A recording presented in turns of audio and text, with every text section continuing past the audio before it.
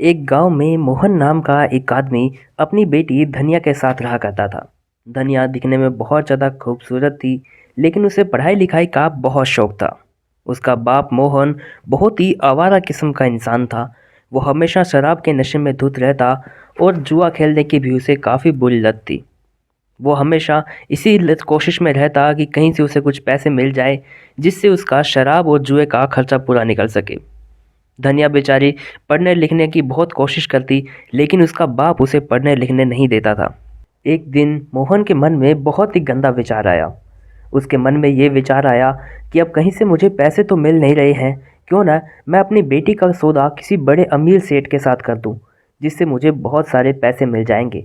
ये सोचकर मोहन जल्दी से घर से बाहर निकल जाता है और वो सुरेश नाम के एक आदमी के पास पहुंच जाता है और जाकर उससे बोलता है, सुरेश भाई साहब, आप कैसे हो? सुरेश बोलता है, ठीक हूँ मोहन, तू बता आज यहाँ पर क्या लेने आया है? तो मोहन कहता है कि भाई साहब, मैं आपके लिए आज बहुत ही अच्छा सौदा लेकर आया हूँ। मैं आपके लिए एक बहुत ही खूबसूरत लड़की की खोज लेकर आया हूँ। अगर आपको वो लड़की पसंद आ जाती है तो मैं आपको वो लड़की बेच सकता हूँ, लेकिन मुझे उसके बदले काफ़ी अच्छी रकम चाहिए। सुरेश बोलता है, कोई बात नहीं मोहन, पहले मुझे लड़की तो दिखाओ।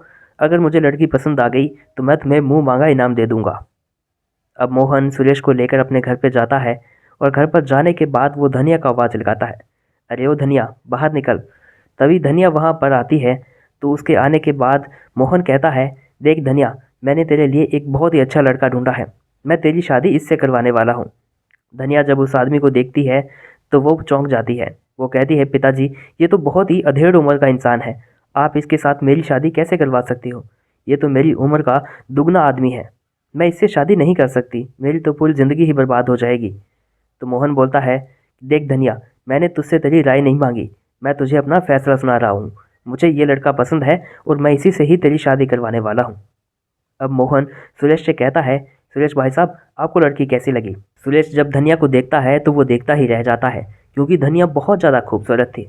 सुरेश मोहन से बोलता है, अरे मोहन, तू बता, तू इसके कितने पैसे लेगा?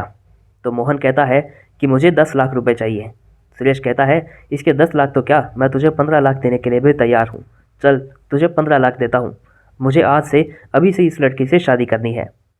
उसके बाद मोहन धनिया की शादी ज़बरदस्ती सुरेश के साथ कर देता है और उससे 15 लाख रुपए लेकर अपने जुए और शराब की खुशी में वहाँ से चला जाता है। अब सुरेश धनिया को लेकर अपने घर पर आ जाता है और उसके साथ ज़बरदस्ती करने लगता है। धनिया को ये सब पसंद तो नहीं था, लेकिन आखिर क्या करती? उसके पिता ने उसे यहाँ पर बेच दिया था, इसलिए अब वो कुछ नहीं कर सकती थी। वो बेचारी अब दिन रात सुरेश के जुल्मों को सहन करने लगी और उसकी हर ज़बरदस्ती को भी सहन करने लगी। सुरेश बहुत ही अय्याश किस्म का इंसान था। वो खुद तो धनिया के साथ ज़बरदस्ती करता ही था, साथ ही साथ अपने और यार दोस्तों को भी धनिया के साथ ज़बरदस्ती करने को मजबूर कर देता था।